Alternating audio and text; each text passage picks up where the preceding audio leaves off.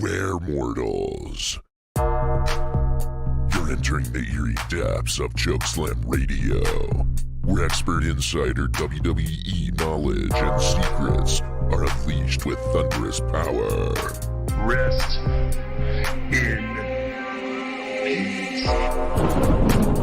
Coming to you live straight from the heart of Death Valley, here are your mysterious hosts, DRW15 and DJ Big Unknown.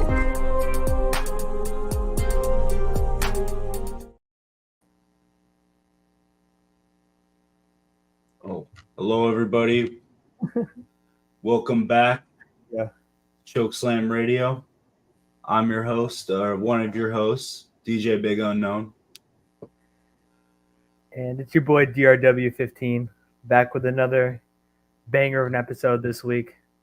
Excited to get into it. We've got a lot going on in the WWE world. So, yeah, excited to break it all down for you guys again. And I'm very excited too. Just like last week, a lot of interesting, crazy stuff has been going on. And right now, you may have noticed that our format looks a little bit different. We're trying to keep up with the newer times, and we're going to be attempting to stream to TikTok. How's it looks looking like it's going to work. So I'm going to click go live, and hopefully this works. Yeah, click on it. I've got my TikTok up on my phone, so I'm watching it. Yeah, we're just trying to keep up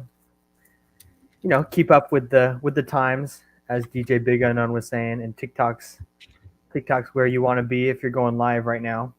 So we're trying to get that all figured out. TikTok doesn't make it easy on you, of course. No. Because why would they? They want to be special and want to do their own thing. So, we're doing everything we can to just get you guys as much content on as many different streaming services as we can. So it says I got to add a camera source, but I'm working on it right now. We're adding camera sources. So I'll try to give my input too. But what did you think about the latest episodes from this last week?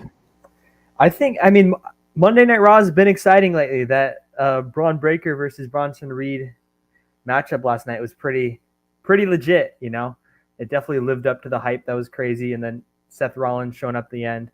I mean, I kind of have mixed feelings about that a little bit. Stealing those guys' thunder after they put on a banger of a match. But I guess if he, I know he's got some beef because Bronson Reed was the one who took him out for a couple of weeks. So, I get it, and he's there to get his revenge. But yeah, I think the main event last night was a banger for sure. Yeah, I think it was interesting. Adam Pearce finally, he almost got what has been coming to him for a while now, and it looks like we're live on TikTok finally. So let's go. Are you? It might be just me, but do you hear like a faint background noise of our show? I'm trying to mute it out. Oh, I got rid of it. Okay, we're good. All right, so let me hold on real quick. Let me mute myself so I can turn on this stream and see that it sounds. Are we sounding good?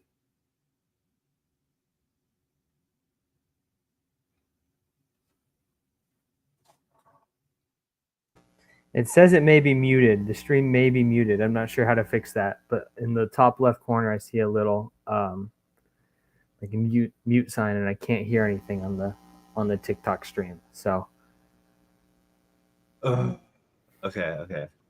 Let me try something then. Maybe. I mean, it doesn't look like we have any other viewers, so we can test this right now. Yeah.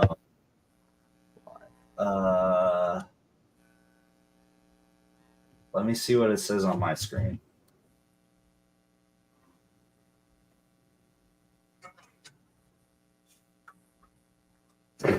Okay.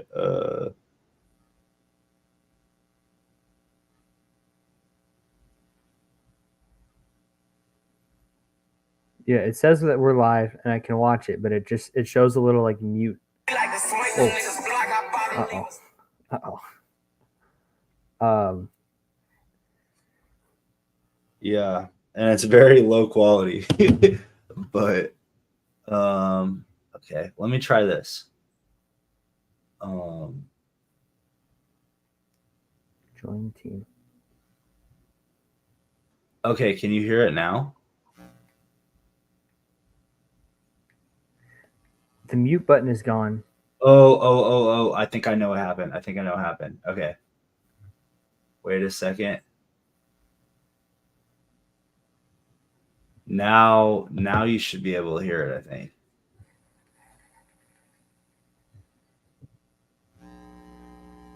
I heard something. Now it's muted again. It says muted. Hello. In the top left, like right next to my little icon, it shows the Yeah. mute button to me. It was off for a little bit and then some sound came in. I know, I heard the static.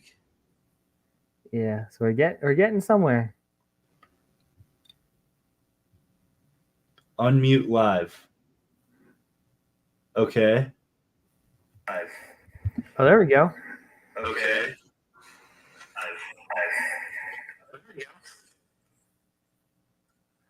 I think it's up. Yeah, we made it. Shout out TikTok.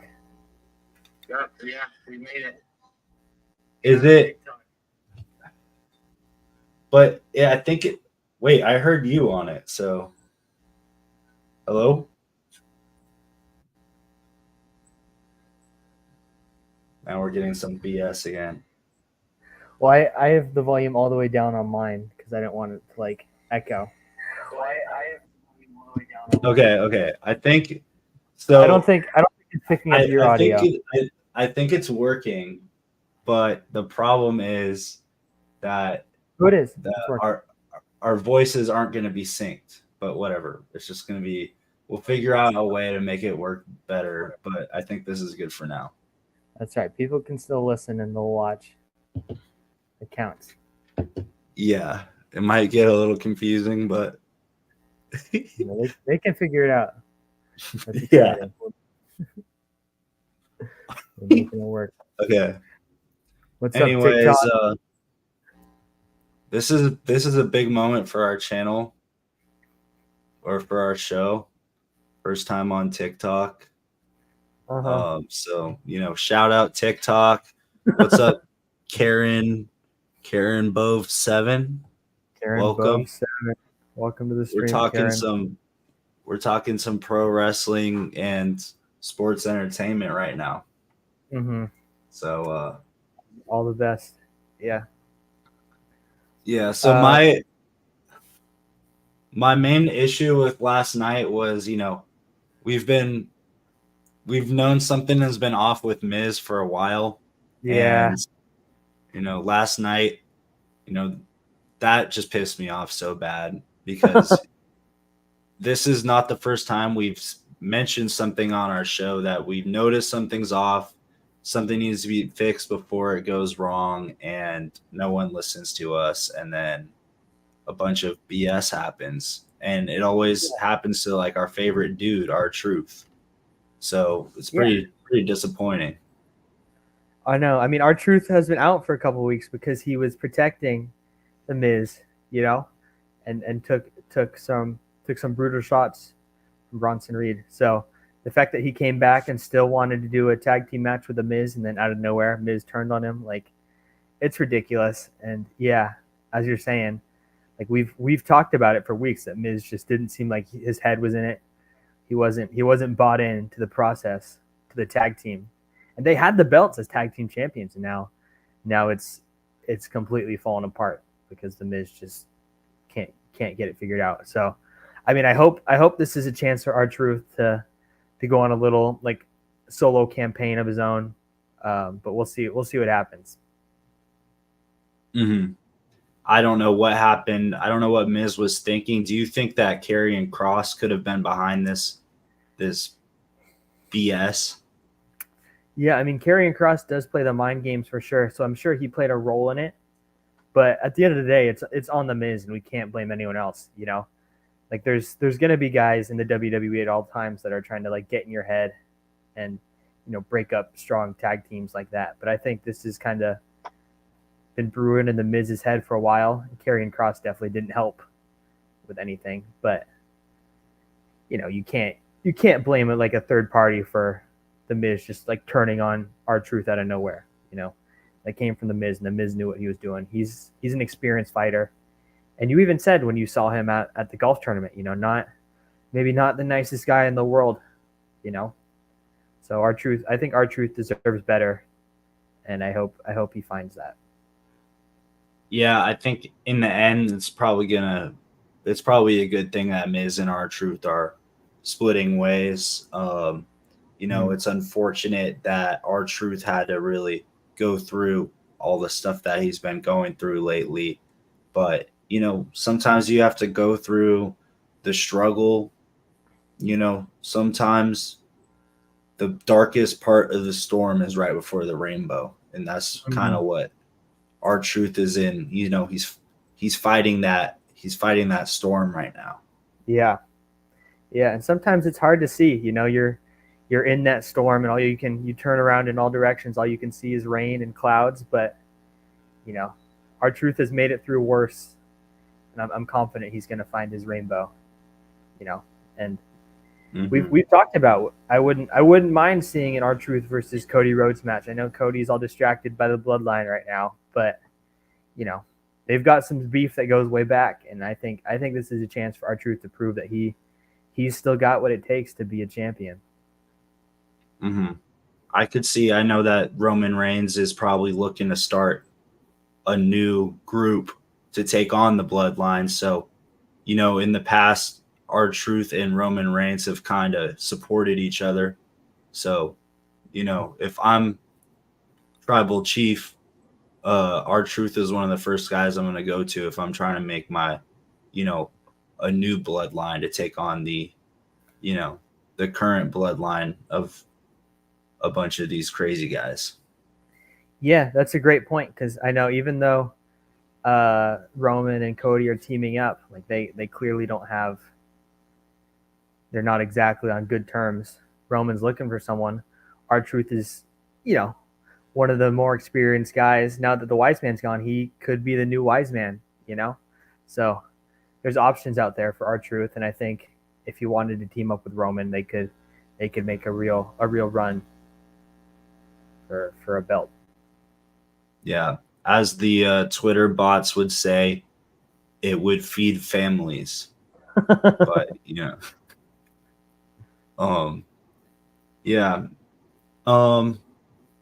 excited to see what happens to R-Truth. We definitely got to reach out to him to see if he wants to come on the show, and we just want to make it clear, even though the Miz isn't there for him, we're always going to give him our support. So, yeah. Yeah, no, for sure. He's definitely, as we've talked about, he's definitely active on Twitter. And, if you guys are watching this, just reach out to R-Truth right now. Send him some love, because he's probably going through it a little bit right now. He just got back from a pretty serious injury, and his best buddy, who he thought was his best buddy, just turned on him. And, we know he watches our show and our shorts. So, in the back of his mind, I'm sure he was aware at least that the Miz may turn on him at some point, but it still hurts when it happens, for sure. And you got to feel for the guy. So, if anyone's watching, just shoot him a tweet or make a TikTok or something showing support to R-Truth, because he is a good guy and he definitely didn't deserve all that. Yeah. Are you watching like TikTok feed? It keeps saying people join, and then I don't know how many people are actually watching, but it's just constantly spamming like new people joining. So I don't really know. It says that, like, I'm looking at stats, it's showing people joining, and then above it, like, people actually viewing, and it, like, they go away like immediately. So I guess we got to be like more engaging to keep people on the show. But if you're watching the show right now, this is a new challenge. It's see how many seconds you can watch the show. If we can get a viewer to watch for more than 2 minutes, which I can see who's doing it, we'll give you a special shout out. So let's see if you can. This is a new TikTok challenge. Let's see how long you can watch. And also, I thought it was working for a second. That actually almost kind of worked. Someone stayed on there for a while. So, but you know what? I think that means like most of these people are probably watching for a lot, Andrew, what's up, gangsters? That's pretty cool. What's up? Yeah. Anyway, so this Saturday we have the return of a really big WWE show, and that's WWE Bad Blood.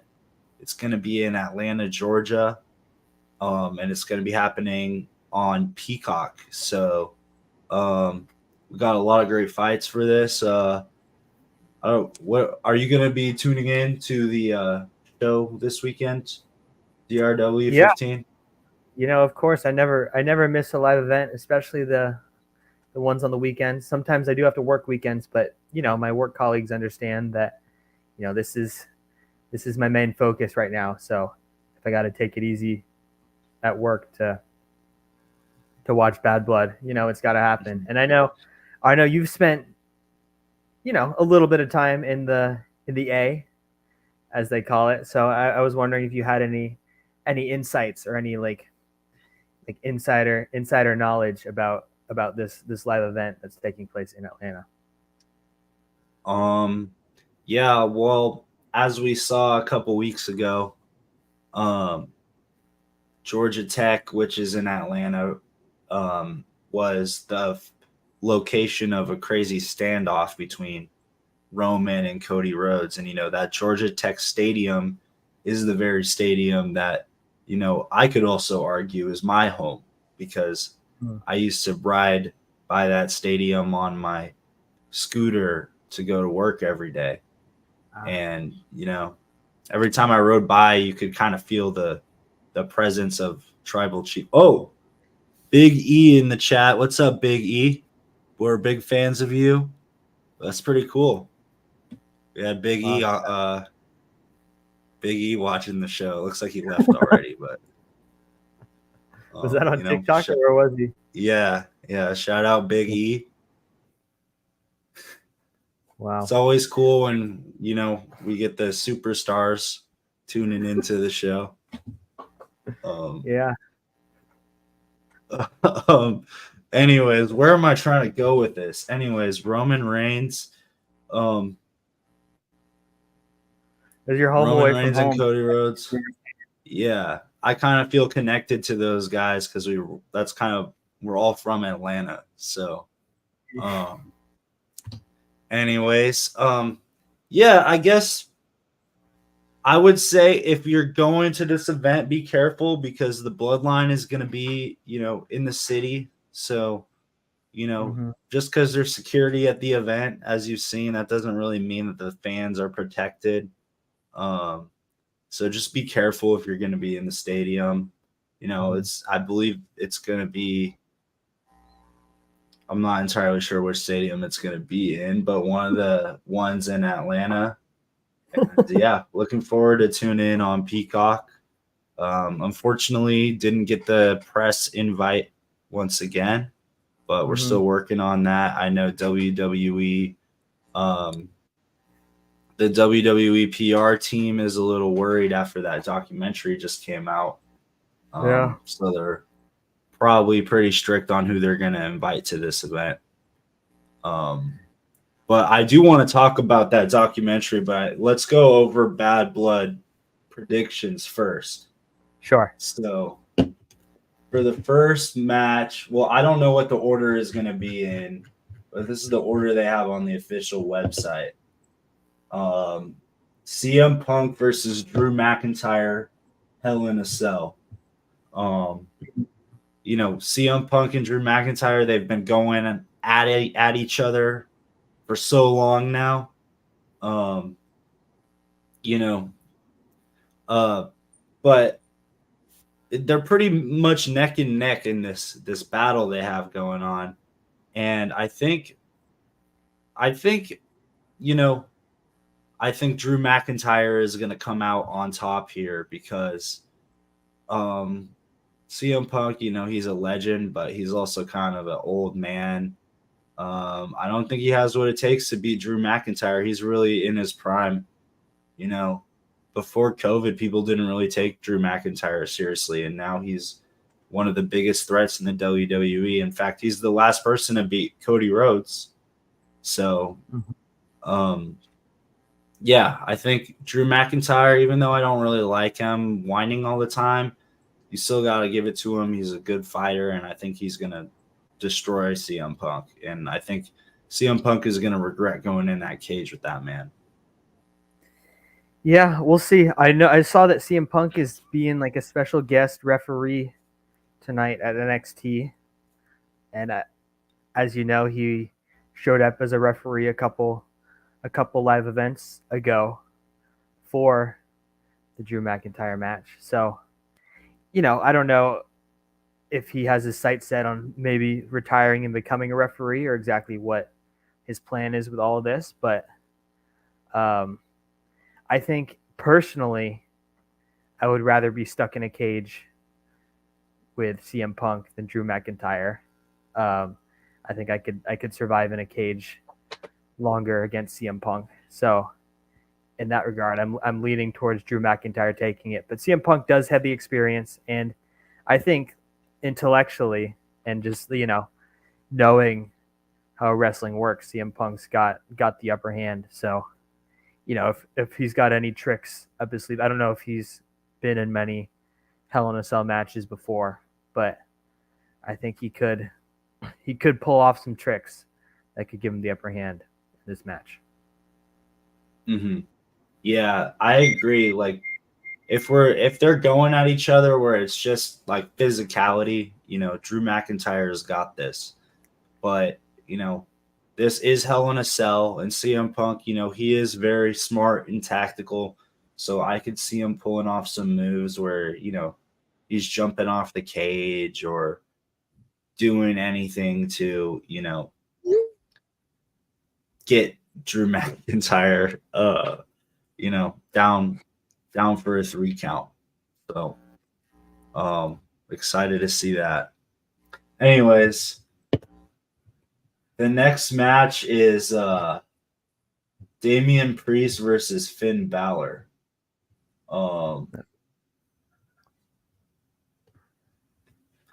And I'm pretty excited for this one. It's kind of sad to see what happened at Judgment Day because they were one of my favorite groups in WWE, and now these guys are fighting each other, so it's kind of sad. But I think that CM Punk, not CM Punk, never mind. I think that you know, Damian Priest is bigger and stronger, and you know, he's had a lot more success lately. But I think Finn Balor's got this because you know, he's a former WWE Universal Champion. People don't really remember that, but you know, and he also might, you know, people always forget that Finn Balor has the ability to turn into a demon. So you know, I think he might pull that out for this match since they hate each other so much. Like, who else would he do that against? Yeah, that's a good point. So we do have a comment in our TikTok. Squashy asked if it's too bright for us. You know. Yeah, it does kind of look like maybe Sheamus is standing in front of me and he's kind of just like shining all over me. Yeah, I think he's a little confused by the sunglasses, but oh yeah. You know, I think that's just a hater trying to talk. Yeah. SHIT. Yeah, not everyone can pull them off, but if you can, you got to do it. So It's here we probably are. an Ilya Dragunov ban. Yes, we'll talk a little bit about Ilya Dragunov in a little bit, but yeah, it seems like we won't be seeing too much of that guy for a while. But first, yeah, it's going to be an interesting match because anytime that anyone in the Judgment Day is fighting, all the members show up. That's no surprise there. But there is that, as you were saying, I don't know what order the matches are happening, but we do know about the Rhea Ripley versus Liv Morgan match where Dirty Dom's going to be in a shark cage. Is it shark cage? Shark cage. Yeah. So, at least those three will maybe be distracted getting ready for a match or recovering from the match. I don't know exactly when stuff is happening, but they may or may not be, in the conversation for showing up for this match. It's interesting that, Dirty Dom has to be in a shark cage for that match, but for Damian Priest versus Finn Balor, there's, they don't care who shows up. So, we'll see what happens. I wouldn't be surprised if Carlito and the rest of them make an appearance, but I think if it's just Damian versus Finn Balor, Damian's got it unless Finn Balor, as you were saying, gets in touch with his inner demon, which he's done in the past. I feel like he's kind of forgotten about it, but I think you bring up a good point that now would kind of be the time if he was going to do it to break that back out. Yeah. Okay. I missed it. Did you say who you think's gonna win between Liv and Rhea? I think Rhea, like in a straight 1v1, I've got Rhea. However, I think Liv Morgan's sneaky, and she's won those matches before and we didn't expect her to win. And with Dirty Dom in a cage right above the ring, I could definitely see Rhea getting distracted, not having her head in fully invested in the match, and I think that's all Liv Morgan needs to pull off the W. So my money's on Liv for this one. I don't think I've ever bet against Rhea Ripley before, but even though Dom's going to be in a cage, I feel like he's still going to pull something, and it's going to be enough for Liv to come out on top. Yeah, I think Dom being in that cage is actually going to help Liv because, him being up in that cage, he's going to be able to have an aerial view of the match and be able to, give Liv any coach her up. You know how in football games the coaches sit up at the top of the bleachers to get an aerial view of the field. Yeah, Yep. So Dom's kind of in like an ideal skybox. It would be interesting if NFL team took this idea that WWE came up with and maybe had a shark cage of the head coaches above the field. Yeah. So they could get a really good view of the game. I think that, first of all, Rhea is going to be distracted by Dom being up there in the cage because, they still, even though they broke up, their connection was so strong. Rhea's still going to be so distracted by Dom up there. And, and then he's also going to be able to coach up Liv. The only thing I'm worried is that maybe something is going to happen where the shark cage falls. I certainly hope that wouldn't happen, but I don't know. I don't know how this seems like it's going to be something that's really hard to set up, and I hope they have some professionals doing this and not Adam Pearce. Yeah. I'm not sure exactly how they plan on doing this. Sounds like there's going to be a lot of moving pieces in this event because we've got the Hell in the Cell and we've got a shark cage, which is a lot to put on. Hopefully it's not the WWE security team or anyone that's in any way related to them. We'll see what happens. I have high hopes because it is a live event, and if it is in the Falcon Stadium, I'm not sure that it is, but that's a very nice. They have the Mercedes-Benz Superdome, I think it's called.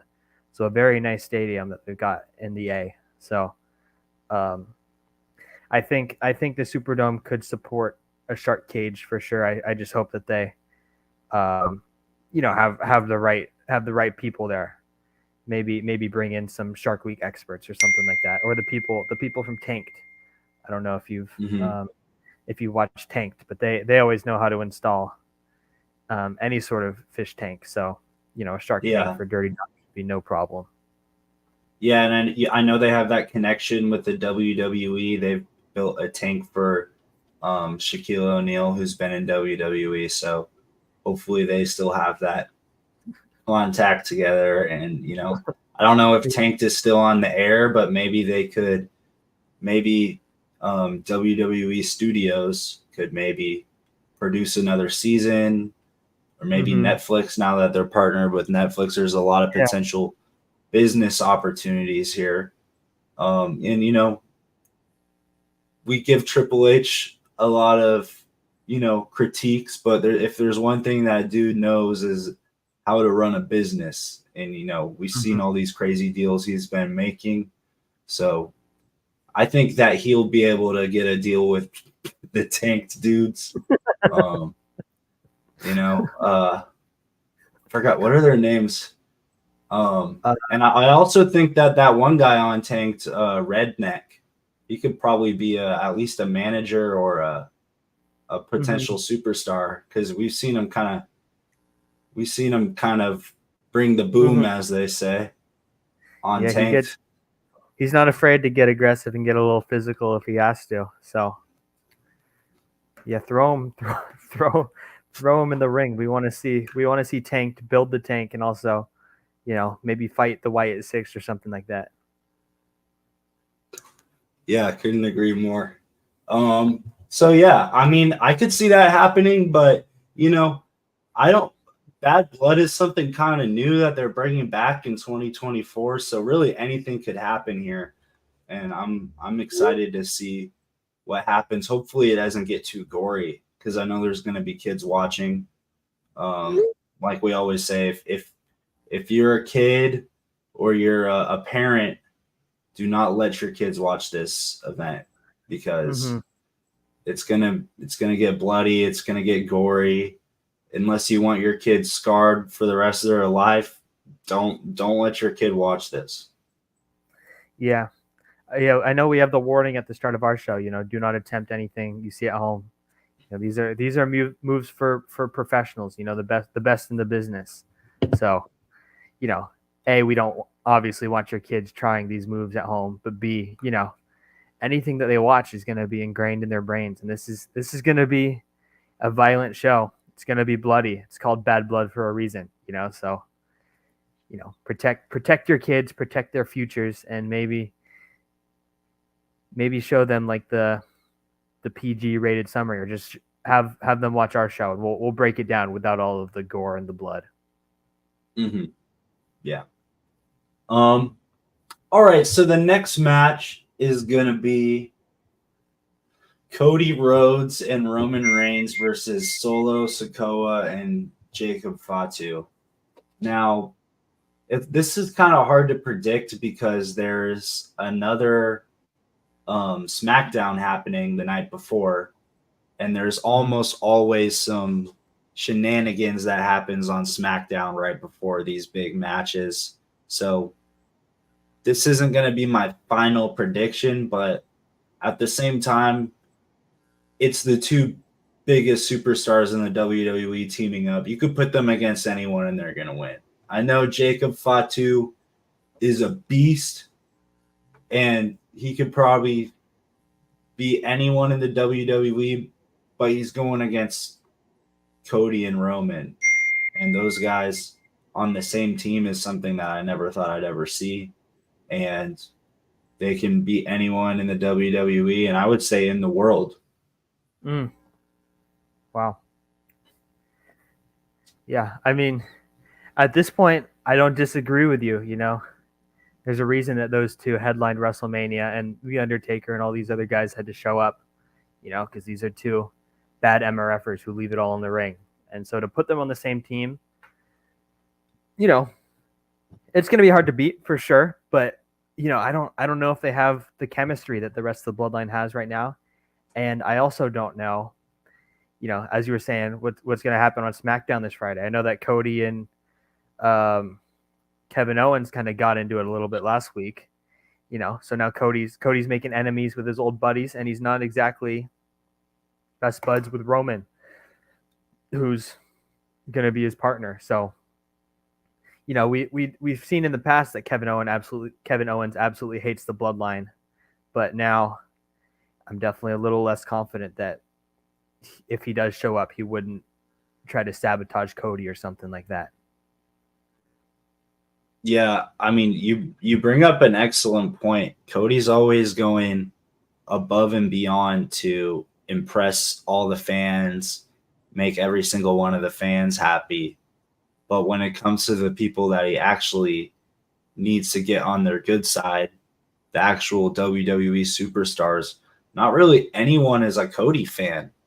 Mm-hmm. You know, he had Randy and KO, and they both, you know, they're both kind of turning on him. Mm-hmm. I mean, I guess Cody still has John Cena and The Undertaker, which, I mean, that's all you really need. So I think it would be interesting if those guys show up during this match. But I don't think they will. I don't think they'll need to. I mean, I don't think I could name a single combo of people that could take on these two. I don't. Yeah. Well, I think the only combo I could think of that's still in the WWE would be John Cena and The Undertaker. You know, those are the two guys who I could be like, maybe they could take down Roman and Cody just from the experience. But they are older now, and it seems like they're both on Cody's side since the last time we saw both of them. But also The Rock. The Rock is still out there somewhere, and we talked about The Rock for a while, and even we kind of got bored of talking about him because, you know, you can only talk about someone for so long that doesn't show up before you're forced to move on, you know. And we love The Rock, and it would be cool for him to show up, and we still don't know whose side he's on in you know, this dispute within the Bloodline. So, you know, Bad Blood would be a great time for him to come back and kind of show where his loyalties lie. But yeah, you know, I don't exactly have high hopes anymore because he's let us down so many times since WrestleMania. I don't think the WWE is really on top of Dwayne "The Rock" Johnson's mind right now. You know, he's going through a lot of controversies, and also he's filming a lot of movies. But you know, fans are kind of upset at him. And rightfully so, because he posted a couple social media posts documenting his first meal ever at an In-N-Out, when in reality he had been to In-N-Out like 4 years before, and it also then said it was his first time at In-N-Out. So the fans really don't trust anything this guy says. That like, you can't just lie about something that important to your fans. Now Now he's got to pay the price. Now all his fans are ditching him. Well, it's just a silly move too, because like obviously he knows he's been before, and if you're a celebrity of that you know, high of popularity, there's going to be pictures of you if you go anywhere in public ever. So it's just a stupid lie. It doesn't really make any sense. And yeah, now people are going to be questioning your every move. You know, and not a great time to pull that off with all this stuff with Vince McMahon and all that going on. You know, WWE's got to be pretty transparent with the media right now with the deal with Netflix coming up and the documentary being released. So, you know, the Rock making a mistake. Obviously, it happens. We saw Hulk Hogan, you know, made his fair share of mistakes when he was becoming a superstar, as they talked about in the documentary. But you know, as someone who's making a lot of the decisions for the WWE right now, he's got to be better, for sure. Yeah, and I mean, he knows this. He'll make some changes, but at this point, is it too late? You know, it seems like he's kind of given up on his fans anyway. He doesn't really, care. Mm-hmm. He's just going to do whatever makes him the most money, I think. Yeah, I mean, it's sad to see that, he used to be a man for the people. His move was called the People's Elbow, but we don't see that very much anymore. Now he's off doing his stupid MMA movies and whatever else he's got going on. But it's not the People's Elbow anymore. So it's sad because he was a fan favorite. He's one of the GOATs. So to go out like this it's unfortunate to see. Yeah. Anyways, well, my final prediction for that match is Cody and Roman. I think they got this one easy. Yeah, I agree with you. I don't think that I can't see many scenarios where they lose this match, but Solo's always got something up his sleeve, some dirty move or some trick. But I think Cody and Roman are smart enough to sniff most things out at this point that Solo could do. I agree. Okay, so the last match we got for Bad Blood is Nia Jax versus Bayley. Don't really got much to say about this. I think there's a good chance that Tiffy Time is going to cash in. Mm-hmm. Yeah, she's been thinking about it for a long time. She always kind of runs out with her briefcase, and then something happens where she doesn't end up cashing in. So I think she's due for a cash in. I think she's getting a little bit antsy, and she knows that, Nia is not going to be happy with her when she cashes in. But I also think she doesn't need Nia to be a superstar. She's got all of the assets she needs to, be a superstar in the WWE. So I think no matter what happens and how the match is going, if she sees an opportunity, she's got to take it and, cash in and get that belt. Exactly. So if I'm Nia Jax or Bayley, I'm trying to do whatever I can to get on Tiffy Time's good side before this match. But I really think that unless this match is a blowout, I think she's going to cash in on whoever wins, whether it's Bayley or Nia. As long as they're, both kind of beat up at the end of the match. So, yeah, well, I'm excited to see what happens with that one. But unfortunately, that one's probably going to be the bathroom break match for me. Yeah. It's tough, too, because Bayley's a Bay Area fan. George Kittle loves her. So I've got to root for her. I'm going with my girl Bayley. But, yeah, I mean, Nia Jax that's a scary woman, and all it takes is her to do her move where she sits on you and you're kind of screwed, So Bayley's tough. I'll give it to Bayley, and I'm rooting for her, and I'm putting my money on her. But we'll see what happens with all of that. I want to pick Bayley because I like her more, but I'm gonna go with Nia Jax just because once she does that move where she sits on you, it's over. And I know Bayley's pretty talented. She's a great superstar, but she doesn't really have what it takes to stop Nia Jax. So I'm gonna go with the Annihilator, Nia Jax. Yeah, I mean, never a bad move to bet on the Annihilator. So I respect it, but George Kittle had a great week this past week against the Patriots, and I think Bayley's going to channel her inner George Kittle and come away with the W. I wish I was as optimistic as you, but I'm sorry, that's not going to happen. Yeah. Also, I want to say shout out to our TikTok viewers. We have over 109 likes on the live stream so far, so that's pretty cool. Shout out TikTok. Shout out Big E for tuning in. Yeah. TikTok challenge. Let's see if we can get to 120 likes. We're almost there. New Yeah, let's TikTok. go. We also have a follower goal. Oh, I see We that. are only 10 followers away from our follower goal. So everyone go follow up. Yeah, we're trying to hit And 641 followers. That's our follower goal for mhm. today. And if we hit that goal, DRW15 is going to eat a bug on the live stream. I'll go find a bug if we hit our follower goal of 641. All right. Let's get into this, Netflix documentary that just came out. I don't know if I could even call it a documentary.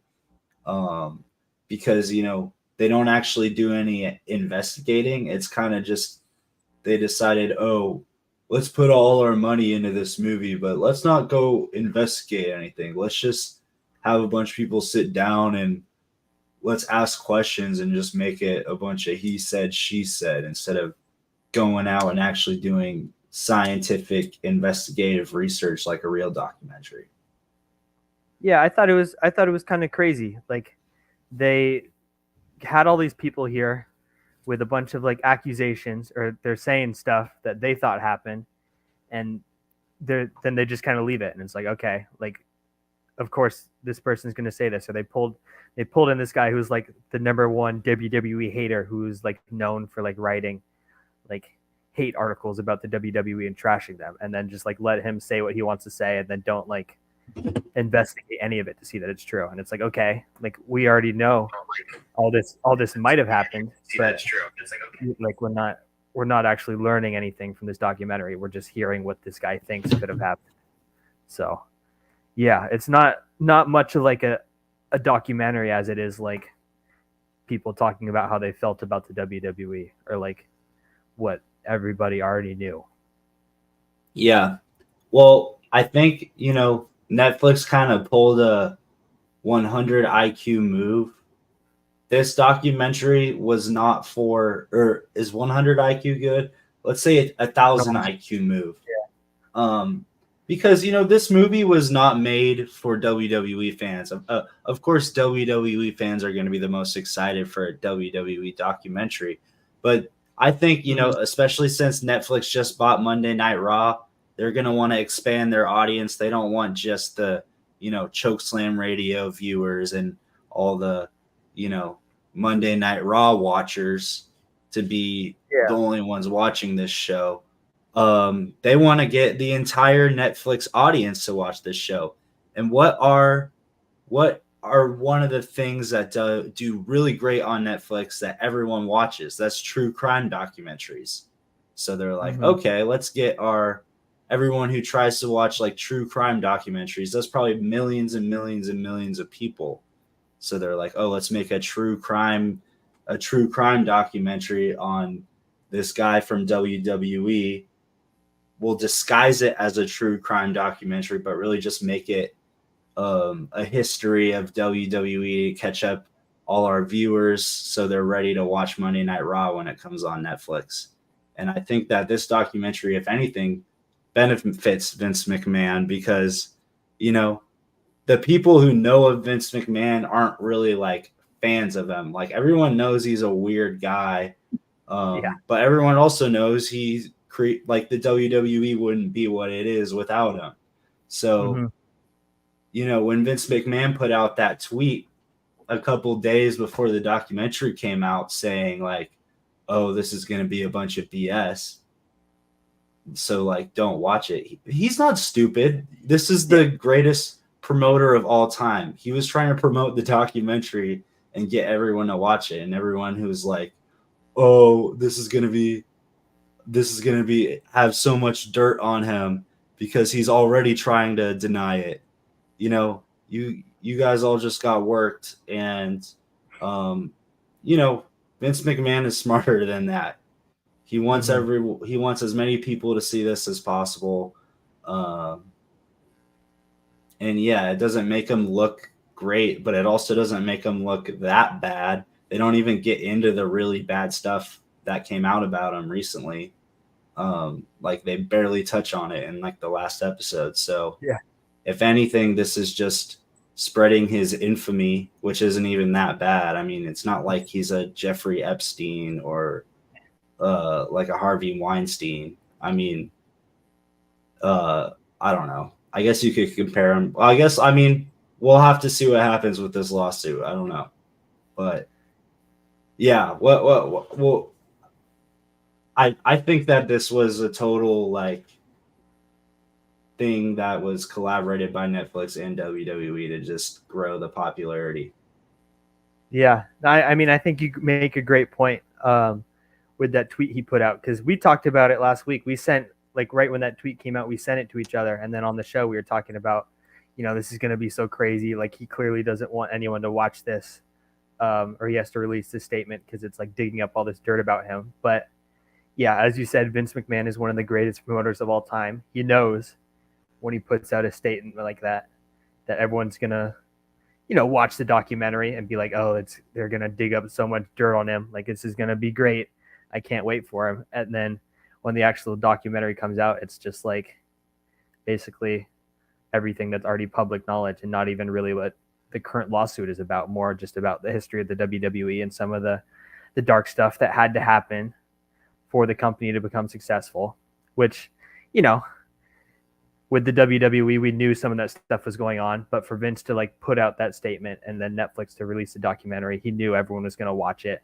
And now that's like, everyone kind of sees the documentary as like the worst, I guess, view of Vince McMahon, because he kind of painted it as like, they made me look like such a villain in this documentary, and like took all these sound bites out of context. So, you know, for the people that don't know the documentary, or don't know Vince McMahon and don't know the history of the WWE, they'll watch this and be like, okay, like, this is obviously only focusing on like the worst of the worst for Vince McMahon, but it really didn't make him look, and the WWE look, all that bad. So I think if anything, people are going to be interested in watching the WWE when it comes to Netflix, to see, you know, what it's like now, and, you know, if any of that stuff is still a part of the show, which, you know, obviously it's changed under Triple H, but being like a wrestling and entertainment company, there's always going to be like a little bit of those aspects that they touch on in the documentary that exist in the WWE today. Yeah. I think that one of the most interesting things was the 5th episode. I think it was mainly focused on like Shane McMahon, and didn't even focus that much on Vince McMahon, almost like they were trying to set up something with Shane in the future. You know, people have said he's been in talks with AEW. And as we've heard in the documentary, I think it was like 8 or 9 years ago, he tried to buy the UFC for like a couple $1 million. And now the UFC is like partnered with WWE. So, you know, it's interesting. I think Shane McMahon has a future in something. And I think that, you know, there are plans behind the scenes with him that we don't know about, or else they wouldn't have gone in that much on him in the documentary. Yeah. I mean, to have basically a whole episode on him when he really hasn't done all that much at this point. Like, of course, he's been in the WWE a little bit, but I think the big thing is that he's Vince McMahon's son. You know, they've got boatloads of money, and he's clearly, you know, working some moves behind the scenes, pulling some strings, trying to get some sort of deal or some sort of control of the situation. So obviously I think Netflix knows about it, and that's the reason that they focus so heavily on him for a whole episode, so that when something does happen, you know, that'll draw even more attention to that episode of the documentary, and then kind of the documentary as a whole. So it's interesting to see right now, because I think we're right in the middle of it, and I'm sure there's a lot of stuff going on behind the scenes that no one knows about, but clearly Netflix does. And I think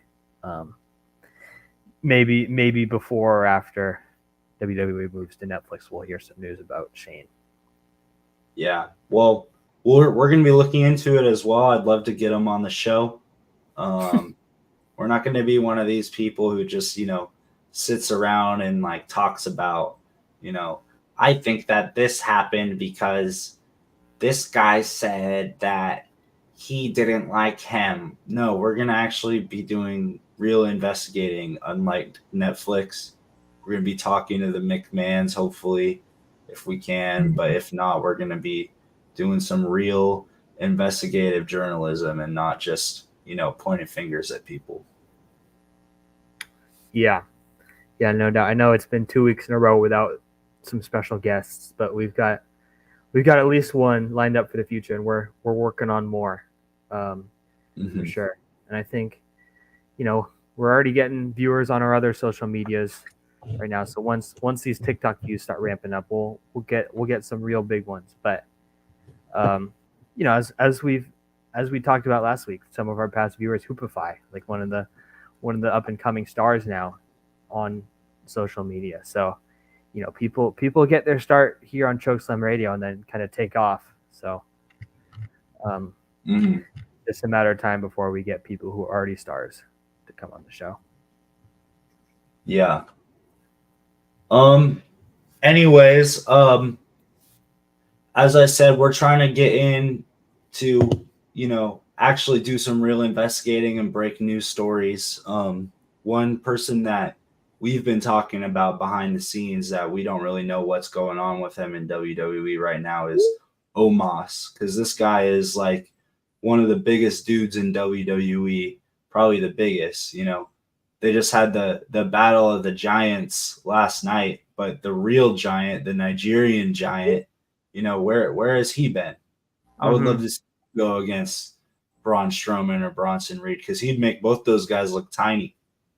And it seems like he kind of just shows up every year for the Royal Rumble and then goes back behind the scenes. But I did some digging and did some research on him and found a clip of what he's doing right now. So I'd love to break it down. Let's start the video.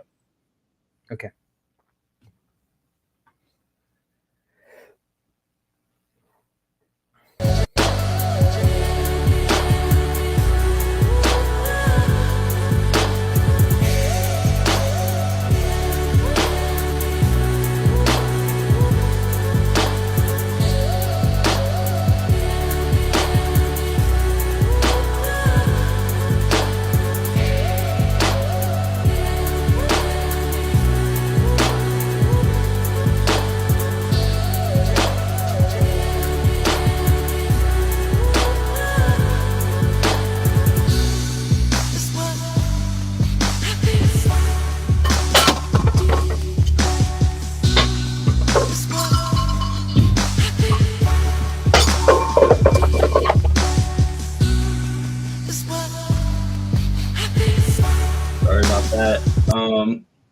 Sorry about the background noise there.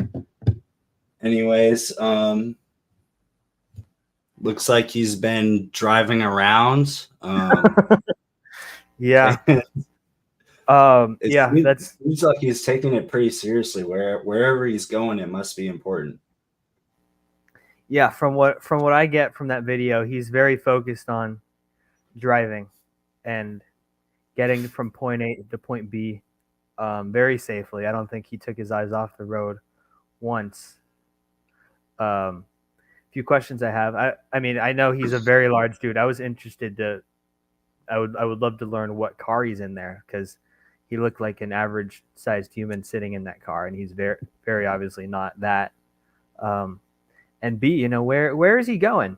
Because he's not going to the WWE live events. Maybe this was going to or coming from the Joey Chestnut hot dog eating contest. But yeah, he's very focused on, being a safe driver and obeying the laws of the road. So I definitely respect that for him. But looks like he's wearing a Pistons shirt. That doesn't mean that he's in Detroit, but it's definitely a clue. We're gonna be doing some more research and figuring out what Omos is up to. So stay tuned in the future weeks. Make sure to subscribe if you want to find out. Mm-hmm. We'll keep you guys updated on Omos. I was just notified it for our TikTok viewers. TikTok's going to be cutting us off in 5 minutes, so we'll try to wrap the stream up soon. But if you want to catch the end, once we're off of TikTok, head on over to DRW15 on YouTube or Chokeslam.radio on Instagram or Chokeslam Radio on Twitter. And you can catch the rest of the stream there. Anyways, another big dude in the WWE that we talked about earlier. He has an important update. So I'm going to play the video on that update.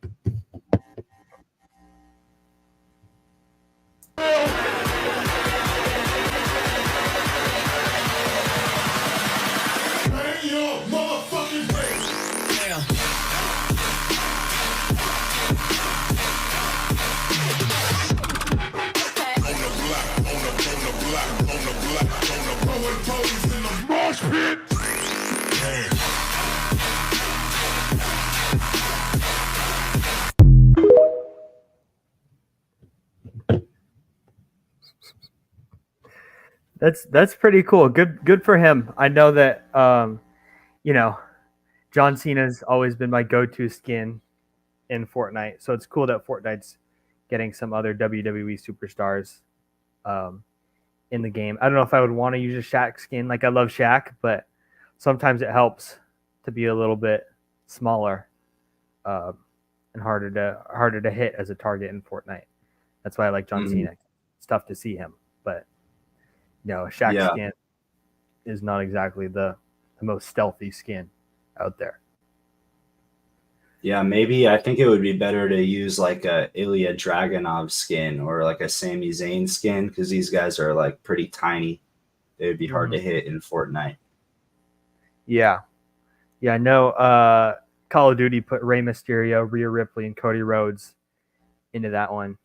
And I think all of them are excellent choices for a skin. I might pick Rey Mysterio just because he's very quick. He is a little bit smaller.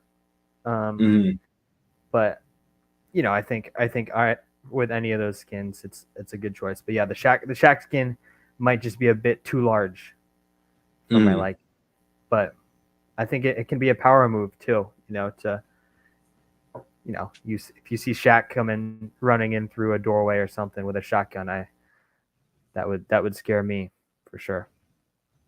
Yeah, and I'm a big Star Wars Battlefront fan, so playing as Shaq would kind of be like playing as like a Darth Vader character. Like you're bigger, but you have like that menacing presence, and like Rey Mysterio would be a little bit more like a Yoda because he's smaller, but he's got like those quick, agile moves, can like jump up in the air and do flips, and he's also got that wisdom.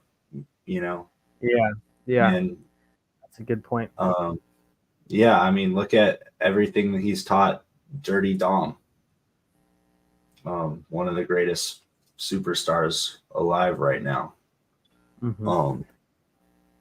But yeah, this is a big deal because this is going to be the third WWE Fortnite skin.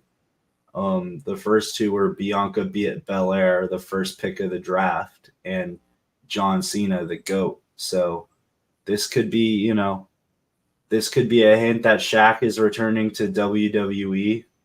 And I think it's no coincidence that the Beatbox Girls also returned last night. So I'm hoping that, somebody was listening to our show and took our advice that Shaq could be their new manager. Yeah. And I think it's pretty interesting that this all coincides with the release of a new beatbox flavor, So I think everything is kind of coming together at at the same time, and I don't think that it's all one big coincidence. So I expect to see some big things from WWE, Shaq, the Beatbox Girls, and Beatbox, all within the coming weeks. Mm-hmm. Well, another sort of, Fortnite WWE clip that I wanted to play was this. So let's cue it up.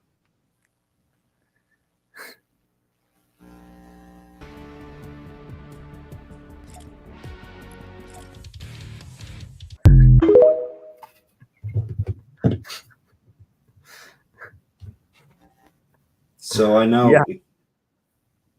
I know Braun Breaker has said that he's played a lot of Fortnite, and we've seen a lot of these Fortnite players. They, they're used to combat. They've been trained a lot, and they're aggressive guys. So I wouldn't be surprised if Jacob Fatu has played a lot of Fortnite as well. Yeah. Well, I think that's pretty spot on with Jacob Fatu's character. Like, I've played with some people in Fortnite when, all four of you are trying to hit an emote at the same time, and you just can't get one guy on the same page, and he's always doing his own thing. And I think that's kind of like Jacob Fatu right now. Like, there's part of him that wants to be a part of the bloodline and emote with the rest of them, but there's part of him that just wants to hit his own emote. Maybe he'll be hitting the gritty next week or something like that. But, I think Jacob Fatu is someone that's got a lot of V-Bucks, and he's spent a lot of time in the item shop, and he's got a lot of emotes in his back pocket. So I think we'll definitely be seeing more of those in the future. And someone like Solo might not like that, because I don't think Solo's a guy that buys a lot of V-Bucks. So I think he's only got the default dances. Yeah.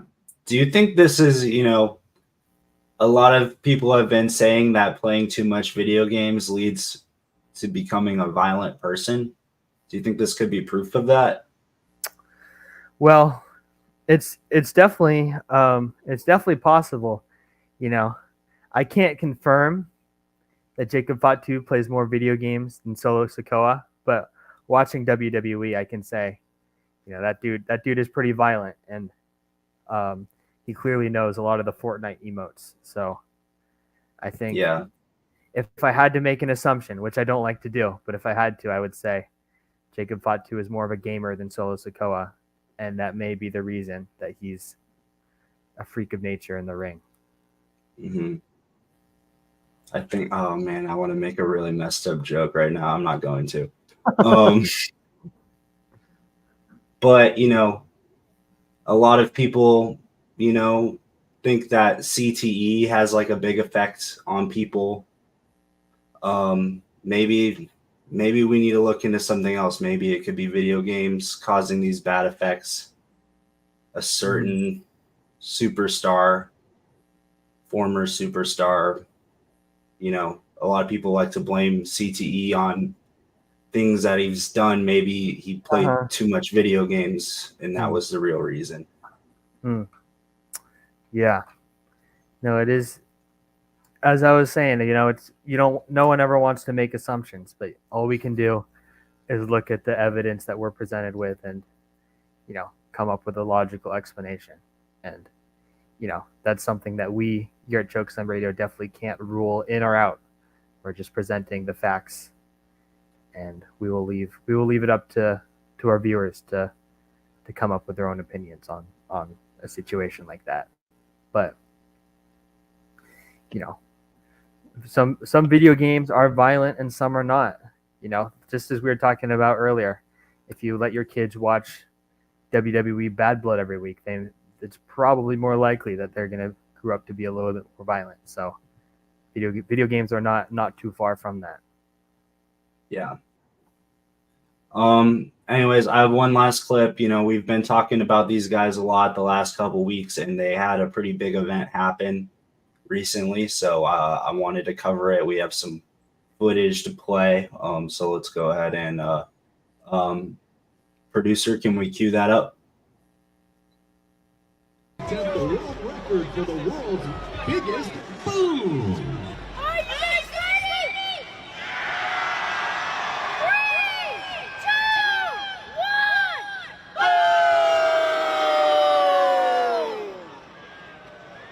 All right, Al. more shot. This is for the world's biggest boom. We need everyone. 3, 2, 1. Boom! Let's go out.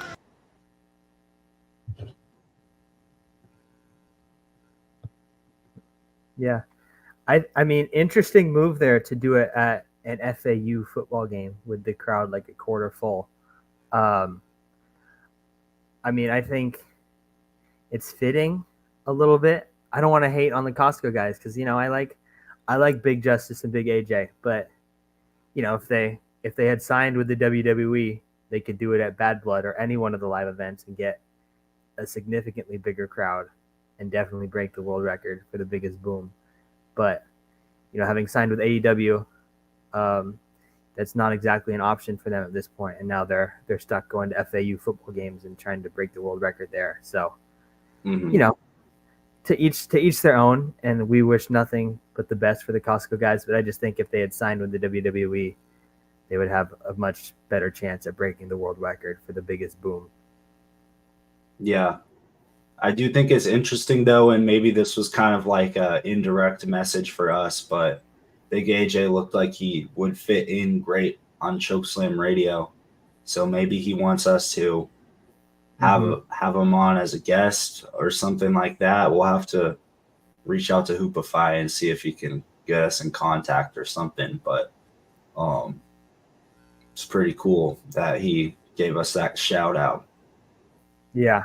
I think at the very least we can say that we inspired him, and it may or may not have been more of a secret message on his point to say like, hey, I've been watching you guys. You guys are killing it, and I wouldn't mind doing a little collab. So, you know, we will have our people get in touch with his people, and you know, we'll keep you guys updated on that situation. But it's cool to see for sure. Because at the very least, it was a little like nod shout out type thing to us, I think. I also thought it was pretty cool that they did 2 booms because, you know, the crowd, even though it wasn't the biggest crowd, you know, they were only expecting 1. And it's pretty cool that they gave them 2. That's like double the booms. Yeah. No, that's exciting. You know, when you're only expecting 1 boom and then the second boom comes along. You know, and I think the crowd was definitely more into it. You know, I think the first one, they were still there. They got loud, but you know, not everyone was fully given their best boom. So I think the second boom really brought everyone together. I'm not sure. I'm going to look up right now who won that football game, but I wouldn't be shocked if FAU won by at least 2 booms. Yeah. This was this past weekend. They beat Wagner 41-10. So, that's a lot of booms. Yeah. I think yeah. If any NFL team, you know, the Panthers, or maybe there's a few other NFL teams I could think of right now that could use a few pregame booms to really get going. I know the Niners have their pregame boom box, and that's why they've been doing so well these past couple seasons. So. There seems to be some sort of trend here. That's all I'm saying. Yeah. That's pretty cool. Anyways, to wrap up this show, let's do this week's high flying flavors.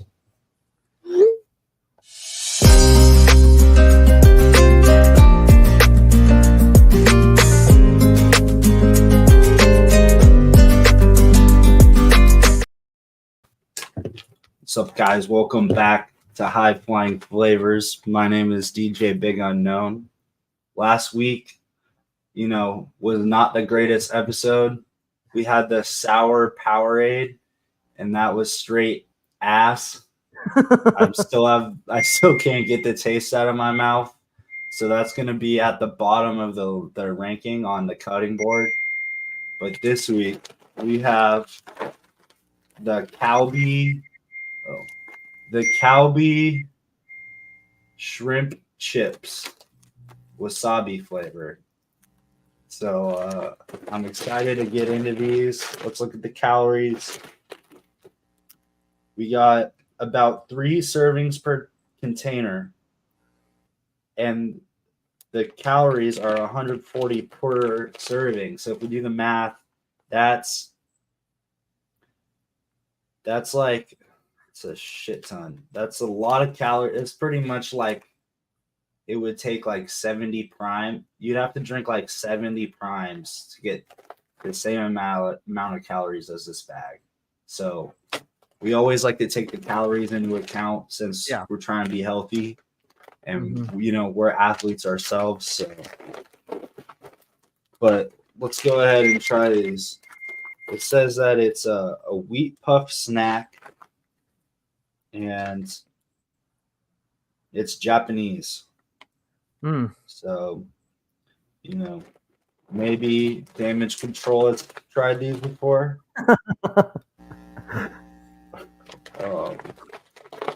Let's see.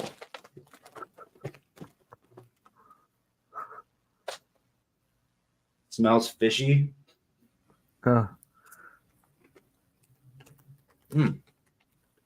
Actually, kind of like it. It's like it's got that wasabi taste, and I love wasabi.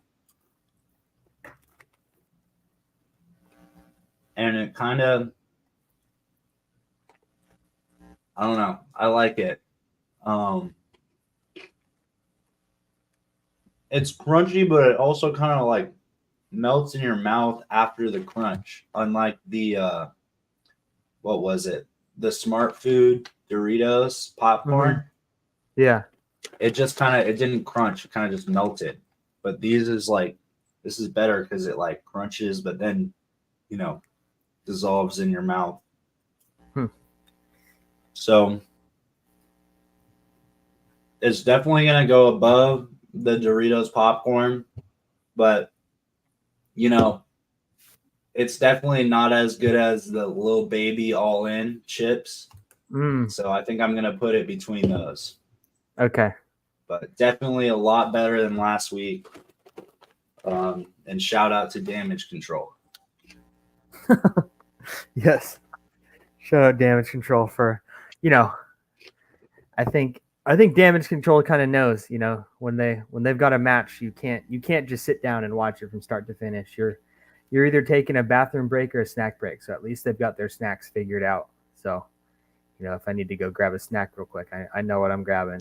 But yeah, I mean, wasabi is not for everyone. It's a strong taste. My sister once thought that a block of wasabi was a block of guacamole, and I don't think she'll be making that mistake again. But yeah, wasabi is definitely a strong flavor.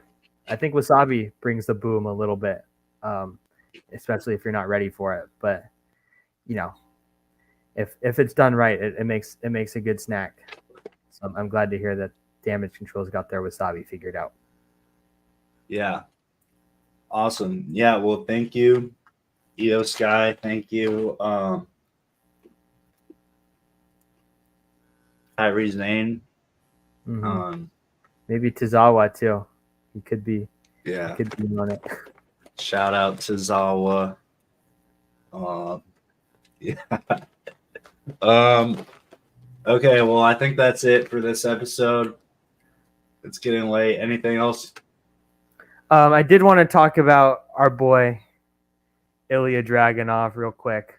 Yeah, of course. Can't forget about him. They had some breaking news during Raw last night.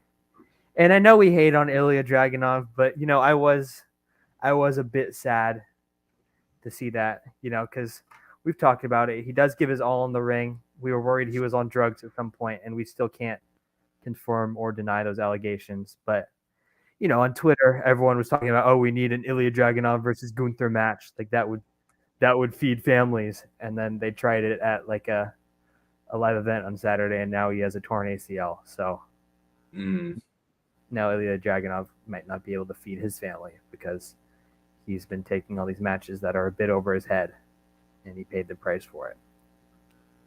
Yeah, and that's also what happens when you don't train correctly, when you're doing push-ups and, these weird kind of workouts that aren't real workouts. They're kind of just like a way for you to tell yourself that you did a workout when you didn't really work out. Yeah. You know, if you're not going to prepare for a fight like that and then you go against Gunther, like that's just what's going to happen. Yeah.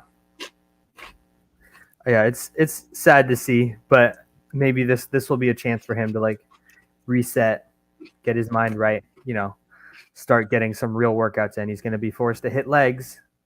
I know it's crazy and not just push-ups, but this is probably a good thing for him in the long run. But we will miss him. It's always sad to see a fighter get hurt, and you know, it's also a bummer for a lot of the new up and coming fighters that they don't have someone like Ilya Dragunov to go up against every week.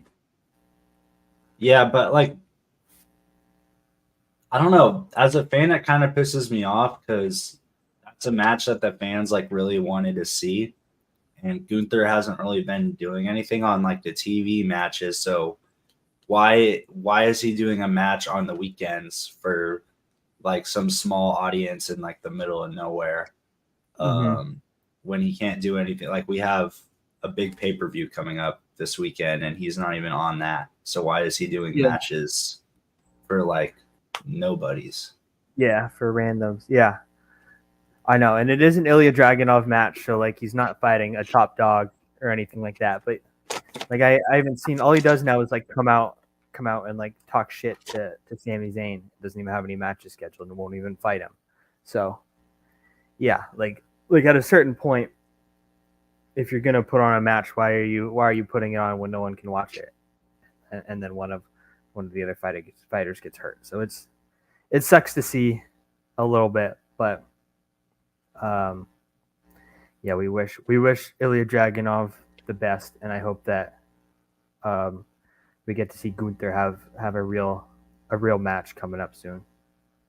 Yeah, I really want to go to one of these like house shows. I haven't had the chance to go to one because WWE won't invite me for some reason, but I think it's kind of interesting how they have these shows outside of the TV shows.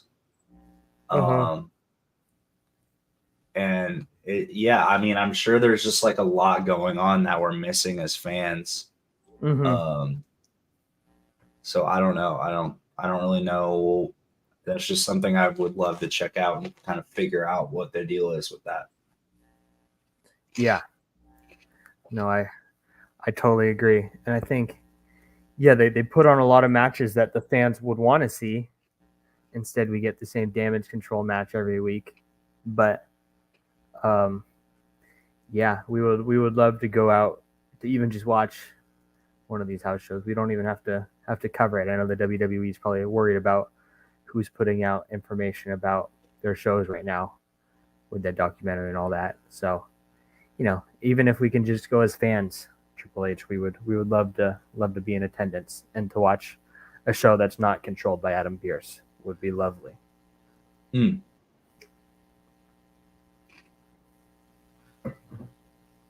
Yeah, well, that's all I have to say this week. Looking forward to Bad Blood and discussing that next week, and hopefully we can. Oh yeah, I think we do have a guest who wants to discuss Bad Blood.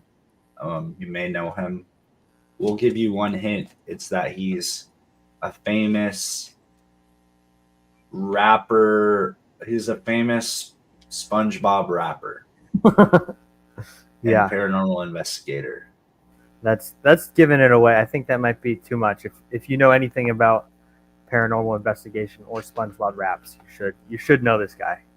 So excited to have him on the show. And shout out TikTok.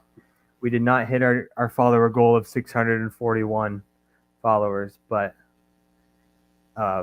it's only up from here. This is just the start. Yeah.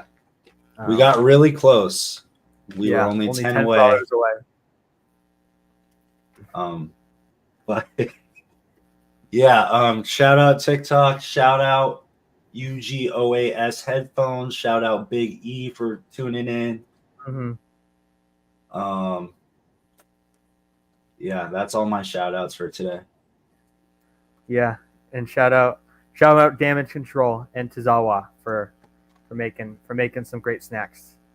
Damage Control may not may not show out in the ring every week, but at least they're making snacks. Mm-hmm. All right. Well, thank you for watching. I'm not going to do like the long outro that I've usually been doing because I remember that we have our actual outro to play. So I'm just going to do that. Thank you for joining us on this bone-chilling journey through the world of WWE. Join us next time on your favorite podcast app or live Tuesday nights on YouTube, Instagram, and X. As the final bell tolls, remember to stay tuned for more spine-tingling tales from the crypt. Chokeslam that button and subscribe. Check out srotu.org. NTRW15 on YouTube, or else. Until next time, may the power of the dead man be with you. Rest in peace.